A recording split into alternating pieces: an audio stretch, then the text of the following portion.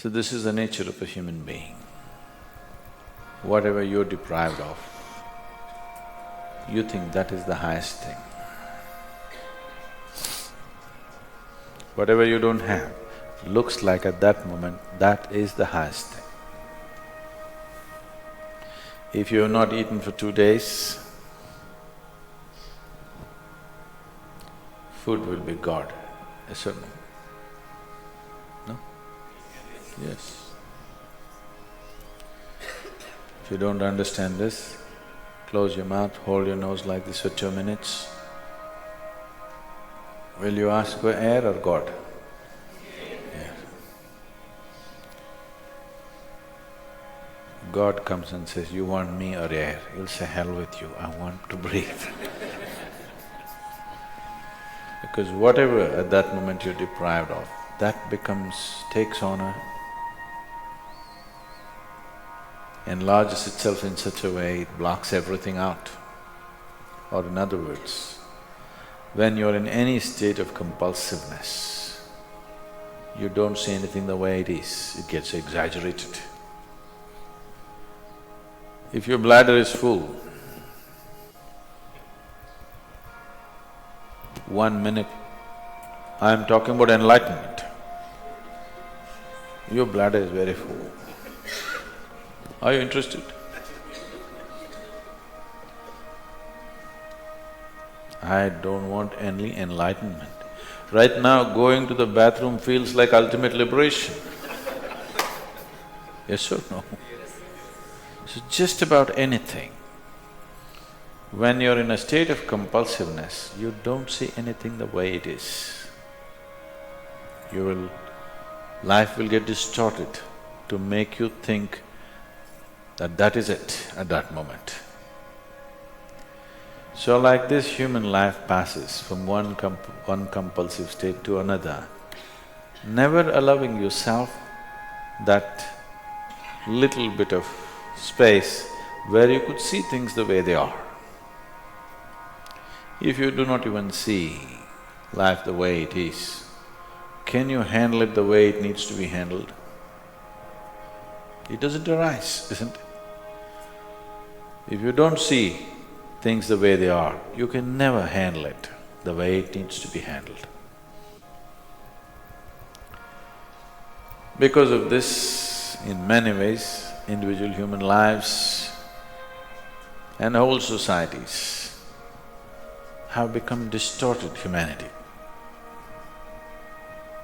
When I say distorted, it's normal, I mean normal.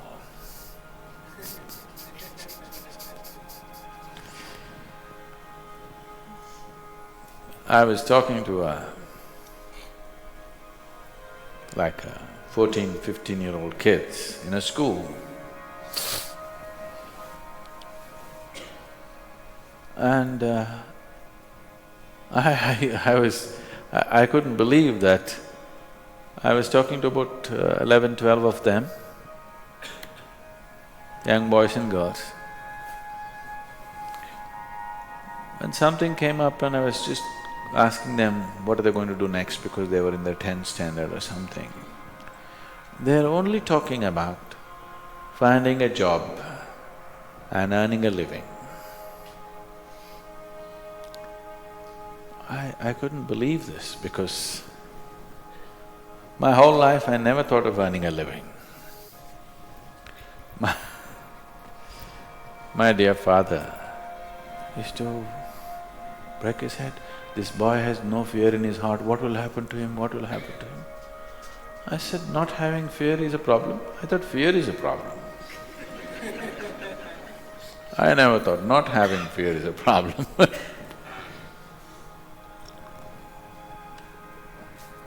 So, according to the dictates of the divine, I was supposed to become a doctor because my father is a doctor. At the age of 10, I told him, no, that's one thing I'm not going to be, I'm not going to be a doctor.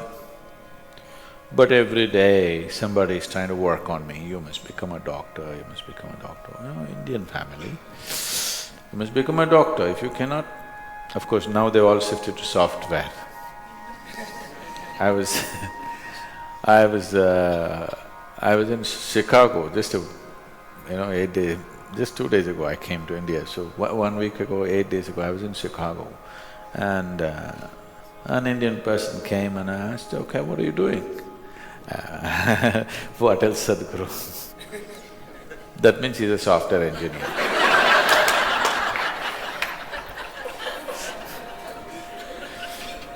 There was a time if you said what else, you were a doctor. Now if you say what else, it means you're a software engineer.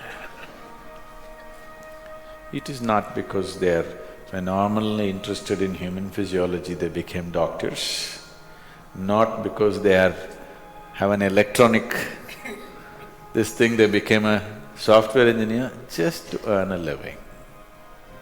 Is it not important?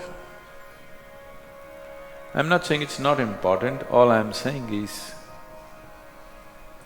even an ant, which is 1/1,000,000th of your brain, is capable of earning a living. What's your problem with such a big brain? Why I'm saying this is, this idea, this horribly limiting idea has been imposed into our youths that you must earn a living and that's the biggest thing. With this big brain, earning a living is actually a problem on this planet. I know everybody's been conditioned to believe that. It is not so, I'm telling you. It is not so. Earning a living is a petty thing for human consciousness, but unfortunately, whole humanity is investing all its energies and intelligence in just earning a living. If this one thing does not change in the world, that… I'm not saying one should not, all I'm saying is, it need not occupy the entirety of human consciousness to earn a living. If you put one little finger to work, it'll earn a living. It's capable, this is capable of that. All human genius has been smothered to death simply because everybody is thinking how to earn a living, how to earn a living, The moment they can earn a living, they will sit down and become fat.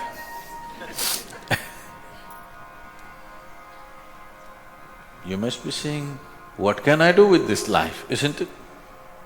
Yes, you must be saying, what is the greatest thing I can do with this life? Because one day you'll fall dead, do you know? Do you know you'll fall dead one day? So before you die, whatever is the peak possibility for this life should happen, isn't it? I earn my living, I earn my living. This is a big pride. Why don't you see every insect, every worm, every bird, every animal, every creature on this planet is earning a living? What is there to be so proud of about I earn my own living? Everybody's earning their own living, isn't it? Only human beings are making a big issue out of it. Too big an issue. When I look at it, how human intelligence has been sacrificed at the altar of earning a living is unbelievable. How many things human beings could have done, how many incredible things they could have done, but instead of that, they're earning a living.